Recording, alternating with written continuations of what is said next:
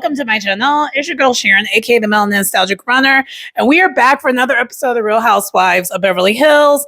And this is season. Hold on.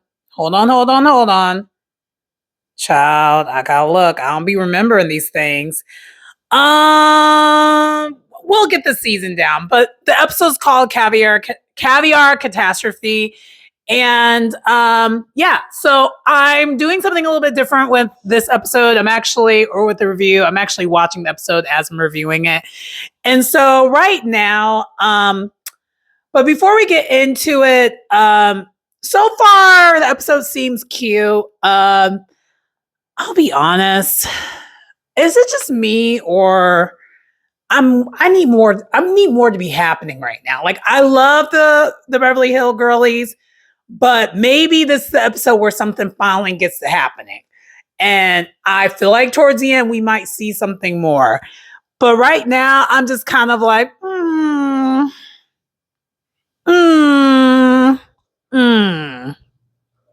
Maybe because the season's so surrounded on Dorit.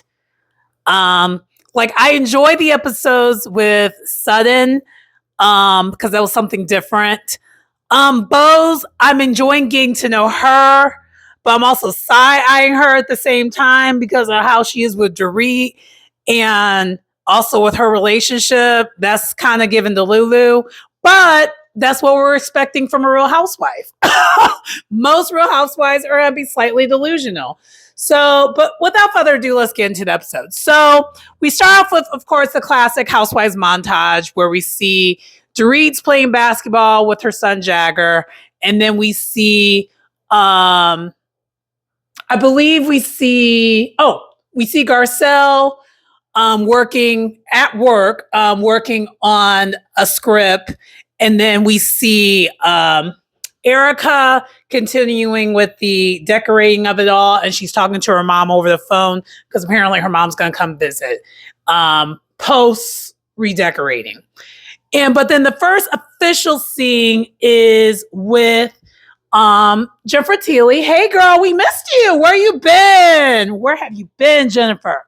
But anyway, so she was in the first scene, and we see that she's getting ready for an event that is going to be pretty much the event for the episode. And is at this restaurant that does caviar. I forgot the name of it, and she mentioned it a lot when she was talking about it. And she wants to get the girls together, and they're going to just eat some good caviar and be fabulous, basically. But then as she's there getting things set up and kind of just getting, it ready for when that happens later on in the episode, she's actually there. It's her favorite restaurant. So we find out it's her favorite restaurant. So she's actually there for lunch, and she's meeting Sutton. And so Sutton shows up, and they're talking things out, and we find out where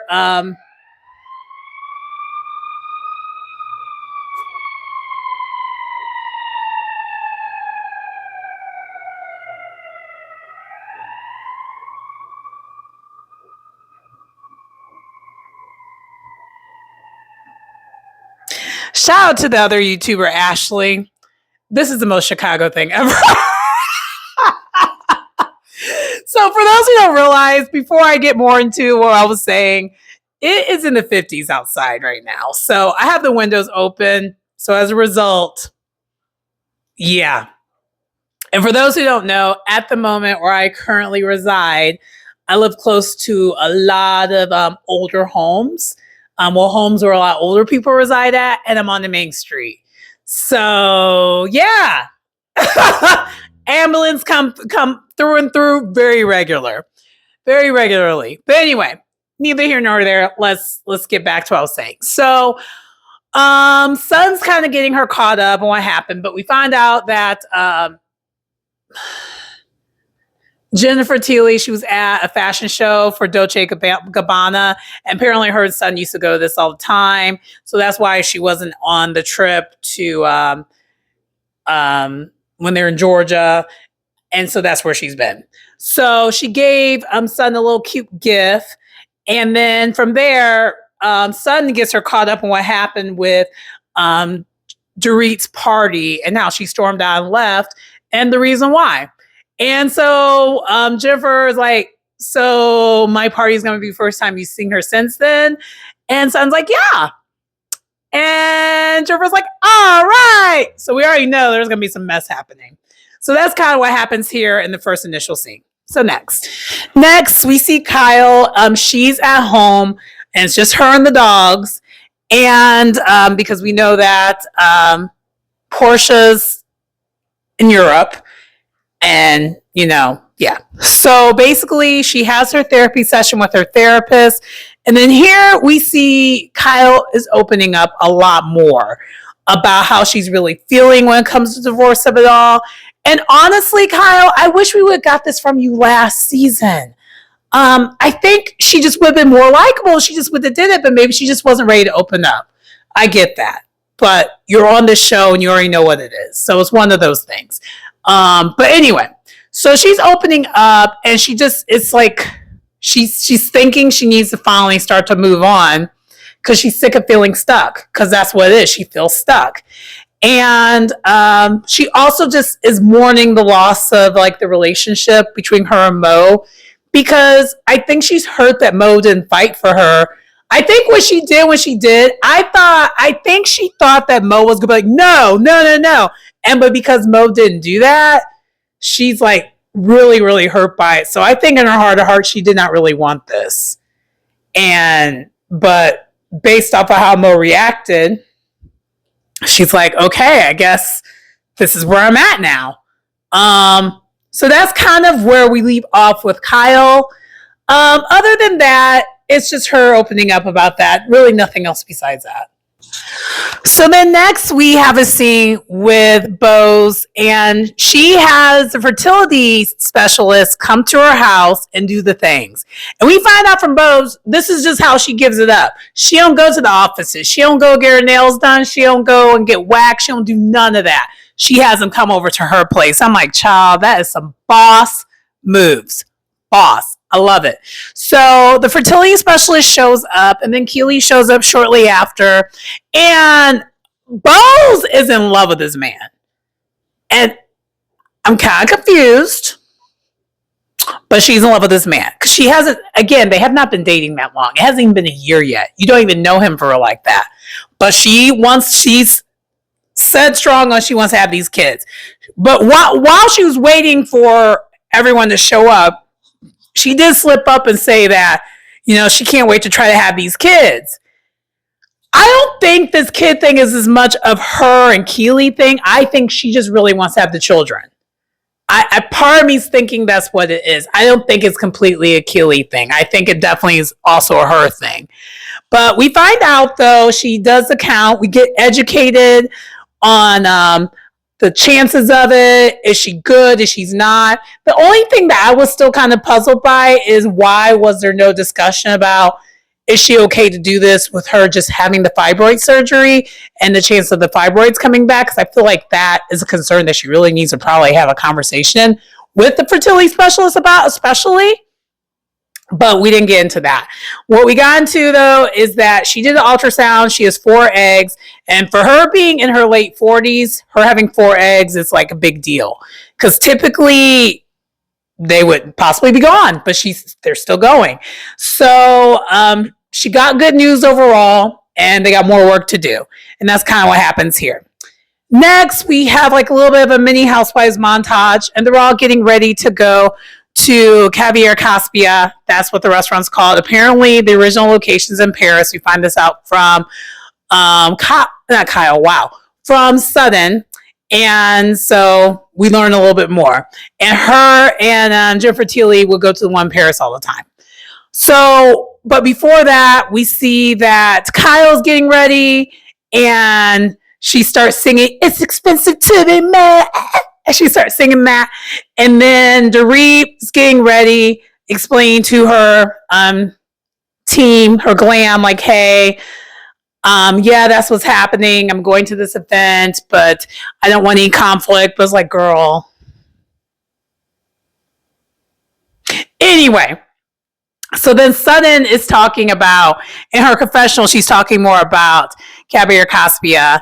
And then she explains what they're mainly known for. And they show a picture of her a couple pictures. They show the picture of her and Jennifer Tilly, the one in Paris, and they also show a picture of her with the dish that they're mainly known for, which I guess is like a baked potato with like caviar on top.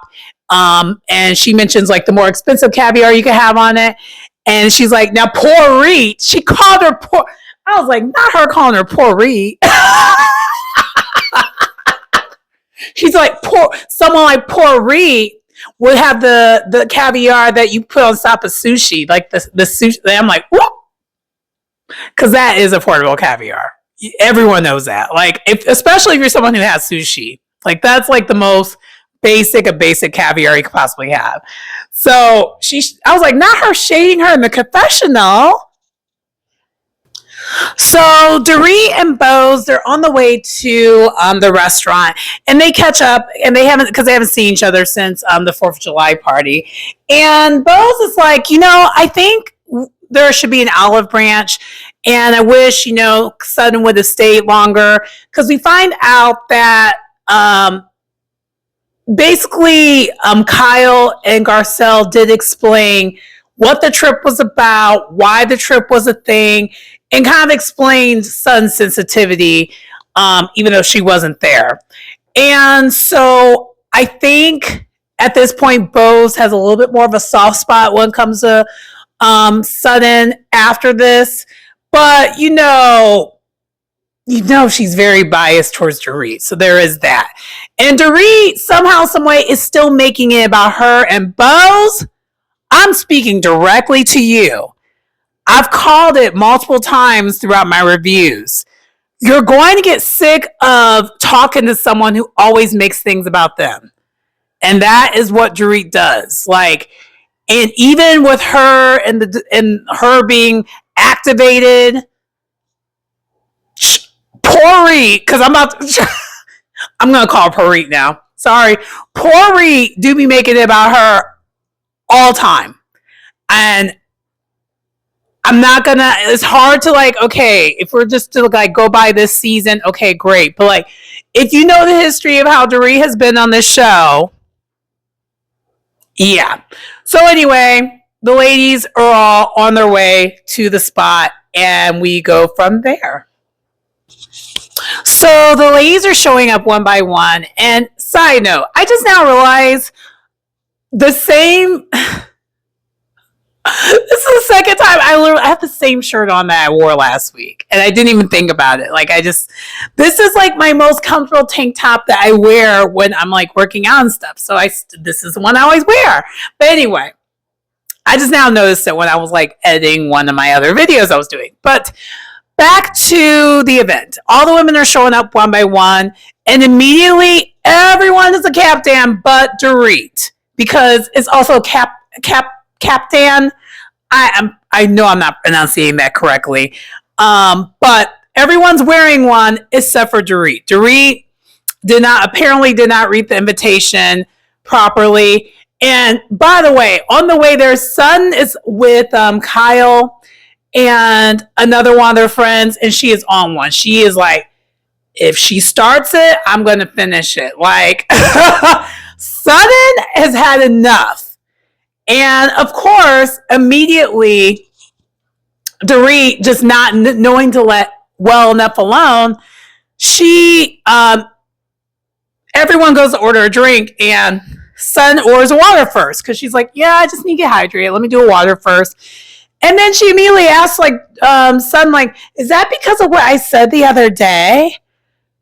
And Dorit's like, and Sutton's like, no, leave me alone. And in the confessional, Sutton has clearly had enough. She's like, I said seasons ago, let the mouse go. I'm not the mouse. Leave me alone. Stop picking on me. And so we already know where this is going to go. And I'm curious to know, will anyone else chime in, or is it going to be Dorit versus Sutton and that's it? I guess we're about to find out, though. Oh, also Faith Resnick's there. The immoral one herself. Wait, no. What did the lady call her? Faith Resnick. You already know who she is. I forgot what they said, but like, yeah, she's there too.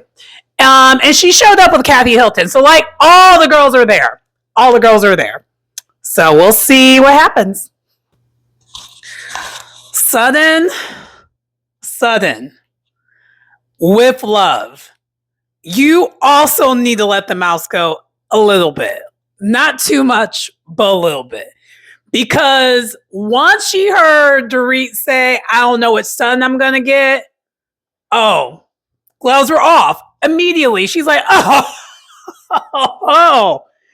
she's going to get this son this whole entire time again and again and again. And Sudden went on with her whacking. So Sudden broke it down, and Dorit tried to ignore her, but did not work. And Sudden immediately tried to bring Bose into it before she even went to Dorit about it. And I think Bose was so taken off guard that she stayed out of it. She's like, oh.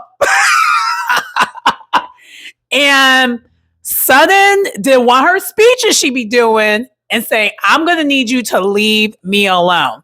You insinuated when you did that drinking thing, you knew what you were doing. You were insinuating I have a drinking problem. You never apologized to it because she gave a non-apology, what Dorit loves to do. And yeah, and kind of let her know, like, you're going to need to leave me alone.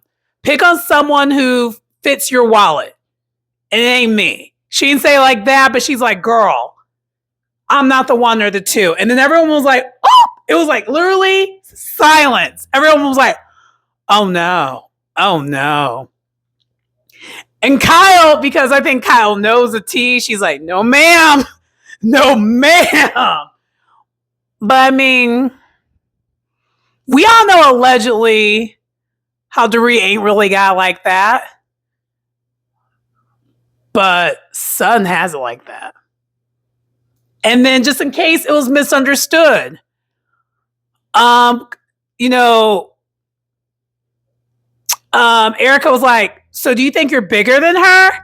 And she was like, my wallet is. And I'm like, Sudden with love. I did like that clap back, but I also didn't because it came off super elitist. Now, I think because it's the franchise that it is, it works. But if that was any other franchise, you already know that would not work. And also, too, if it wasn't Dorit, we would feel a way about that. So I don't know how I feel about that clapback, but all knows that Dorit is not fighting back this time. Just saying. Yeah. Son ate her up. And Dorit had nothing to say. And she ended up, I think, afterwards, they, because basically Garcelle tried to defuse it, no defusing it. Kyle tried to defuse it, no defusing it. Son stayed in her confessional, I don't want anything to do with Dorit. I don't care about her. F her, basically. It's always going to be F her. F her to the condom slip. It's one of them. Like, and I could tell because Son went all the way there. And then Dorit and Kyle ended up switching spots when they went to, like, get ready to eat and stuff. Because all this is happening. All the food ain't even out yet. I'm like, I would be like, I need to be able to enjoy my caviar, though. But then Faith Resnick, she made it funny and kind of lighting things up a little bit for everyone else but Dorit. Dorit ends up leaving the table, and no one's really there to, like, support her. Kyle goes to support her and kind of talk to her.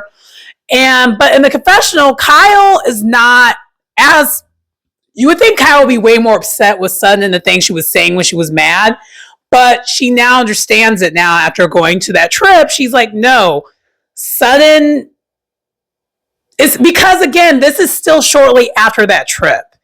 And the drinking thing is a low blow. And then, of course, Dorit's like, I don't want to go lower, but, like, she needs to get her meds together to freaking Kyle. And it's like, you still went low.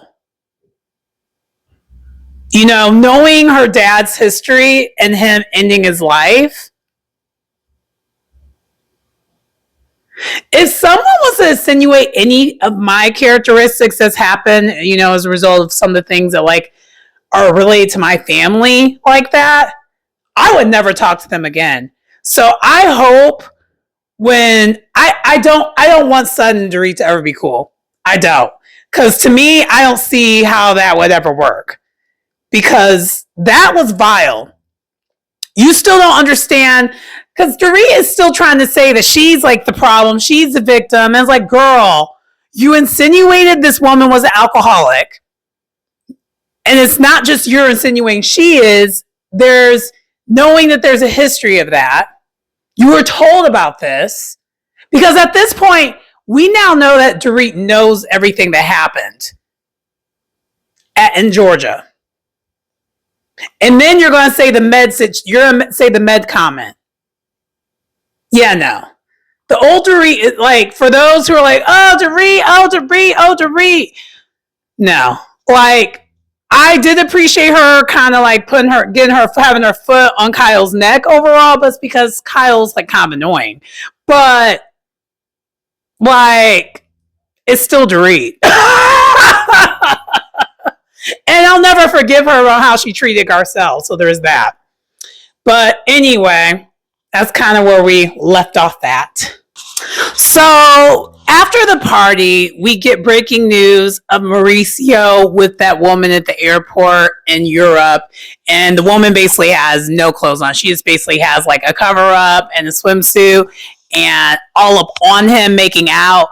And all the women are reacting to it. Kyle stating she didn't know this was going to happen. She's still, for the most part, protecting her husband. Well, I guess, soon to be ex-husband, when she's talking to Erica about it. But then we have, Bose is talking to Dorit about it. And then we have Sutton and Garcelle talking about it. And child,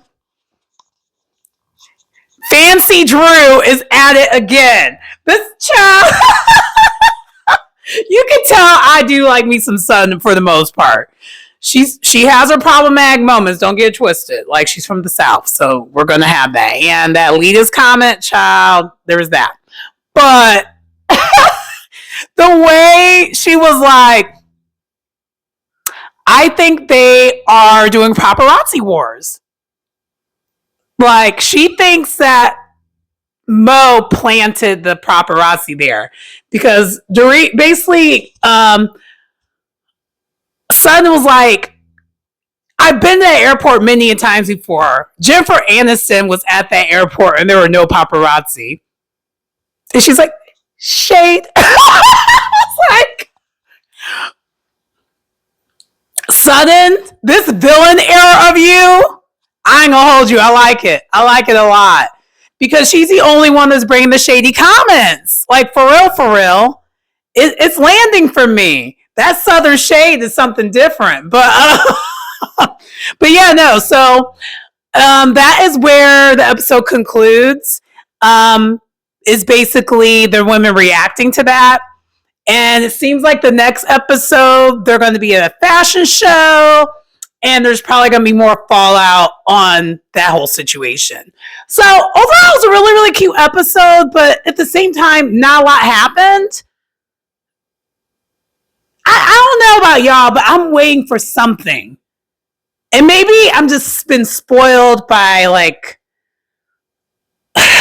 I'm spoiled by the good seasons of, like, the other shows. Like, the OC was really, really good. And so was Salt Lake. Salt Lake was that girl. But anyway, so that does conclude the episode for me. And hopefully you guys enjoyed the review. I know it was a bit all over the place, but I tried something different. With my reviews, I sometimes watch a show and review it at the same time. And it's just a first watch. And that's what this one is. And other times I watch it a couple times and review it again. So it just really depends on what kind of mood I'm in. But anyway, that does conclude the video. And please like, comment, subscribe to the channel if you get anything out of the content. It's your girl Sharon, aka the Melanin Nostalgic Runner. And I will see you next time. Bye.